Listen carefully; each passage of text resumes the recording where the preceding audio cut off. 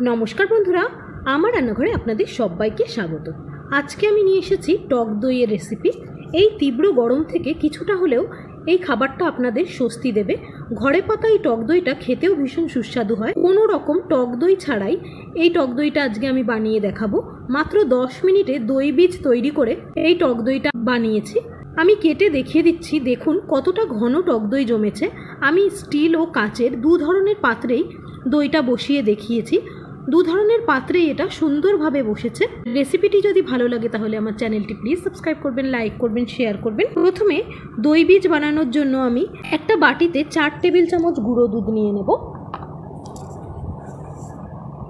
এবার এতে অল্প অল্প করে উষ্ণ জল দিয়ে নাড়াচাড়া করে মিশিয়ে নেব।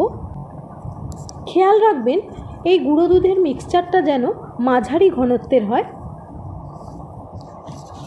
গুঁড়ো দুধটা আমি ভালোভাবে ফেটিয়ে নেব, যাতে করে এর মধ্যে কোনো দলা দলা অংশ না থাকে।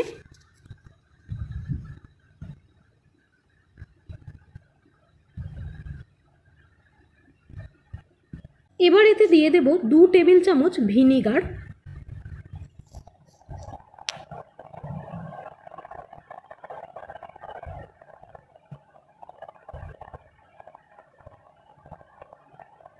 ভিনিগার দেওয়ার সাথে সাথে দুধের মিশ্রণটা খুব ভালো করে ফেটিয়ে নেব।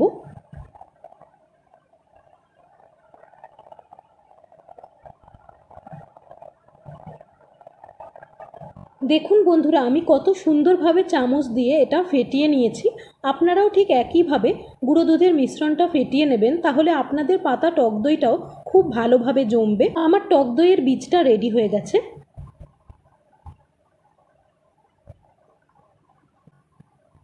এবার এই দই বীজটা আমি 10 মিনিটের জন্য ঢাকা দিয়ে রেস্টে রাখবো। টক দই পাতার জন্য আমি 500 গ্রামের ফুল ক্রিম আমুল দুধের প্যাকেট নিয়েছি। আপনারা যে কোনো ব্র্যান্ডের দুধ দিয়ে এটা বানাতে পারেন। দুধটা ফুটে আসলে এটা আমি 3-4 মিনিট আরও ভালো করে জাল দিয়ে নেব।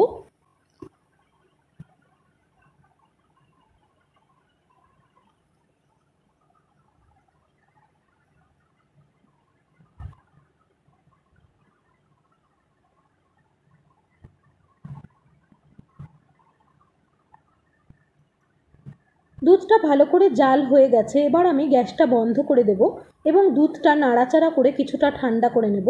খেয়াল রাখবেন এ সময় দুধের ওপর যেন সর না পড়ে।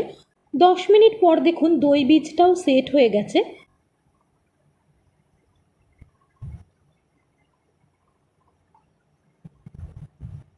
দেখুন কত সুন্দরভাবে এটা জমেছে। এইদিকে দুধটা একটা আঙুল ডোবালে আঙুলটায় তাপ সহ্য করতে পারে এমন পর্যায়ে এসে গেছে। এবার এই দুধে দই বীজটা দিয়ে দেব এবং একটা হ্যান্ড হুইস্কার দিয়ে খুব ভালোভাবে মিশিয়ে নেব।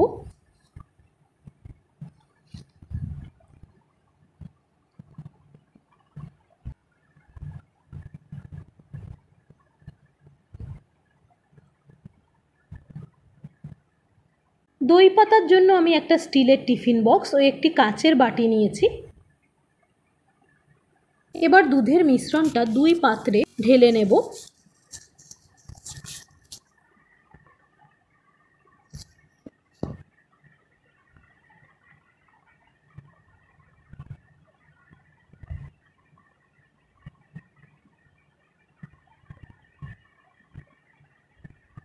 টিফিন বক্সের মুখটা আমি ঢাকনা দিয়ে ঢেকে দিলাম।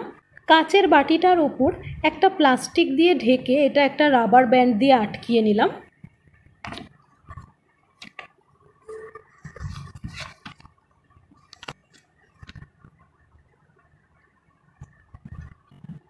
এবার এগুলোকে তোয়ালায় মুড়ে কোনো একটা গরম জায়গায় রেখে দেব 7-8 ঘন্টার জন্য।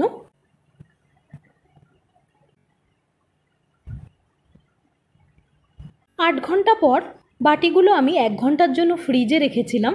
1 ঘন্টা পর ফ্রিজ থেকে বার করে আনলাম। দেখুন কত সুন্দরভাবে টক দইটা জমেছে।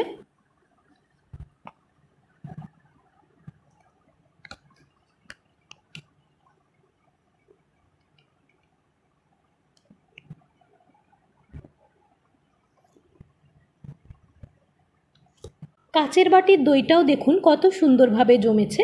বাড়িতে অবশ্যই এটা বানানোর অনুরোধ রইল। ব্যাস রেডি হয়ে গেছে বাড়িতে পাতা খুবই সুস্বাদু টক দই।